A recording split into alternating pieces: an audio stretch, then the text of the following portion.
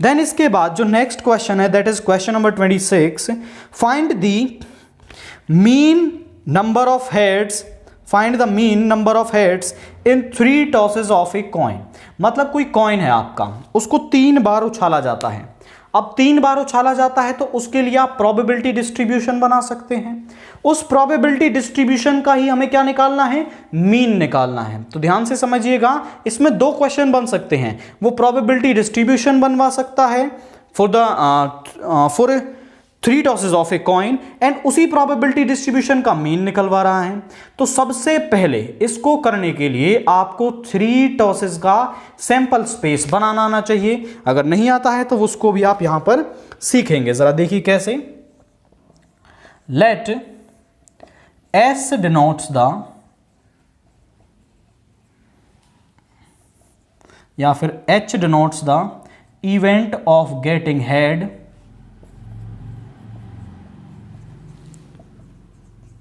and T denotes the event of getting tail,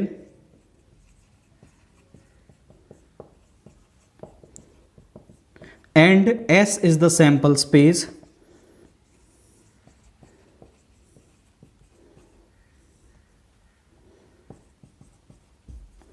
associated। S क्या है, sample space है। तो जरा ध्यान से देखिए, सैंपल स्पेस बनाते हैं भैया। 2 के लिए इजीली बना सकते हैं। 2 के लिए सैंपल स्पेस क्या होता है, H H, H T, T H, T T. ये क्या होता है, सैंपल स्पेस होता है। ये 2 का हो गया, एक का और लिख लें, एच टी। अब आपको इन दोनों का क्या करना है, कार्टेशियन प्रोडक्ट करना है। किस तरीके से, पहले आप इसकी इससे मल्टीप्लाई करेंगे तो एच एच एच हो जाएगा। सबसे पहला एलिमेंट एच एच एच, फिर इसको दूसरे वाले के पास ले जाएंगे, एच एच टी। अब इसका काम हो गया, इसको इरेज कर दें यहां से। देन इसके बाद इसको एच टी एच, फिर उसके बाद एच टी टी। अब इसकी मल्टीप्लाई होगी, इसको भी इरेज कर दें यहां से, टी एच एच,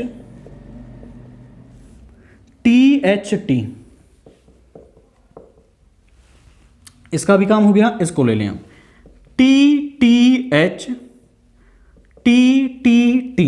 अब आपके यहां पर इसमें इस सैंपल स्पेस में 8 एलिमेंट्स होने चाहिए, 1 2 3 4 6 7 8, क्योंकि 2 की पावर में n, जितने कॉइन्स को आप उछाल रहे हैं, 3 उछाल रहे हैं तो 2 की पावर 3, 2 उछाल रहे हैं तो 2 की पावर 2, इतने सैंपल स्पेस आपके वहां पर बनेंगे। तो यहां पर हम 3 कॉइन्स को उछाल रहे हैं तो 2 रेज टू द 3, यहां पर 8 सैंपल स्पेस आपके बनेंगे। तो यहां पर देखिए, अब हमने कहा लेट x डिनोट्स द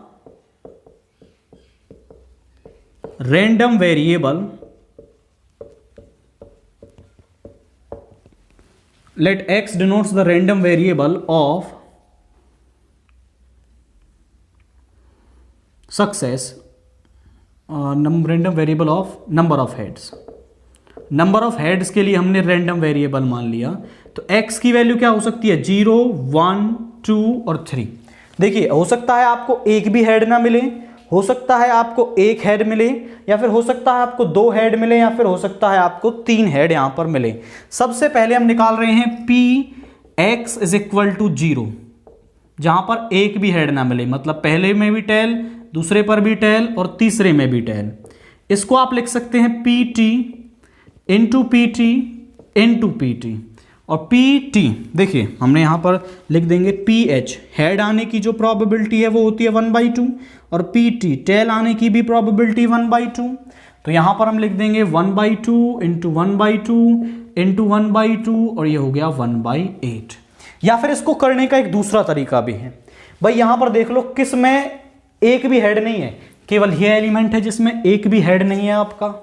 अब यहां पर टोटल कितने हैं भाई, आप प्रोबेबिलिटी इस तरीके से भी निकाल सकते हो, एक आ रहा है, टोटल है 8, प्रोबेबिलिटी कितनी हो गई 1/8, इस तरीके से भी निकाल सकते हो। देन इसके बाद P x is equal to 1 निकालें हम, मतलब एक हेड मिले, या तो देखिए पहला हेड मिल गया दोनों टेल, या फिर एच टी एच, और यहां पर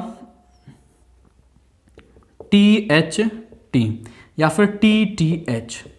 पहली पोजीशन पर हेड, दूसरी पोजीशन पर हेड या फिर तीसरी पोजीशन पर हेड मिल जाए।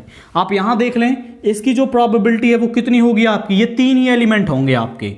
आप इसको ऐसे भी लिख सकते हैं PH into PT into PT plus PT into PH into PT plus PT into PT into PH। सबकी वैल्यू रख दें, या फिर कितने दे रखे हैं आपको यहाँ पर, ये 3 आ रहे हैं, टोटल हैं 8। प्रोबेबिलिटी कितनी हो गई 3/8। कैसे भी सॉल्व कर लो वैल्यू सेम ही मिलेगी। देन इसके बाद Px is equal to 2, 2 head मिले हमें। तो यहां पर 2 हेड किस तरीके से मिल सकते हैं, हो सकता है पहले दोनों हेड हो, लास्ट वाला टेल हो, या फिर HTH और THH। तो इसकी भी प्रोबेबिलिटी कितनी आ जाएगी 3/8 आ जाएगी। 3 एलिमेंट्स हैं, टोटल हैं 8। उसके बाद Px इज इक्वल टू 3, यहां पर तीनों हेड हों तो केवल एक ही एलिमेंट ऐसा है जिसमें आपको तीनों हेड मिलेंगे आपके। तो यहां तीनों हेड कहां पर हैं, यहां पर, तो एक के अंदर हैं, टोटल हैं आपके 8। तो इसकी प्रोबेबिलिटी मिल गई।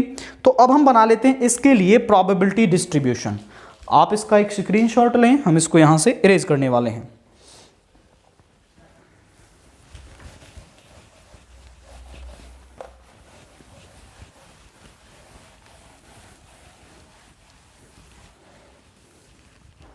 तो ज़रा देखिए भाई, यहाँ पर हमने लिख दिया xi, यहाँ पर हम लिखेंगे pi।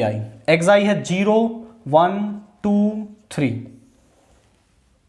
px is equal to 0 पर जो वैल्यू है वो क्या आई है आपकी, वो 1/8 है। यहाँ पर 3/8, यहाँ पर भी 3/8 एंड यहाँ पर फिर से 1/8। अब हम निकाल लेते हैं Pi xi। ये तो बन गया प्रोबेबिलिटी डिस्ट्रीब्यूशन। अगर क्वेश्चन आता है कि प्रोबेबिलिटी डिस्ट्रीब्यूशन बनाइए तो यहां आपको छोड़ देना है, ये बन गया प्रोबेबिलिटी डिस्ट्रीब्यूशन। बट मीन निकालने के लिए मुझे इन दोनों का प्रोडक्ट करना होगा। तो 0 इंटू 1/8 0, यहां पे हो जाएगा 3/8, यहां पे हो जाएगा 6/8, यहां पे हो जाएगा 3/8। देन उसके बाद हम निकालते हैं समेशन ऑफ Pi xi। तो यहां पर सभी का सम निकालना होगा हमें। 3/8 प्लस 6/8 प्लस 3/8, ये आ गया 12/8।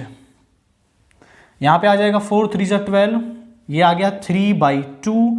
मीन्स जो मीन है वो क्या आ रहा है आपका 1.5।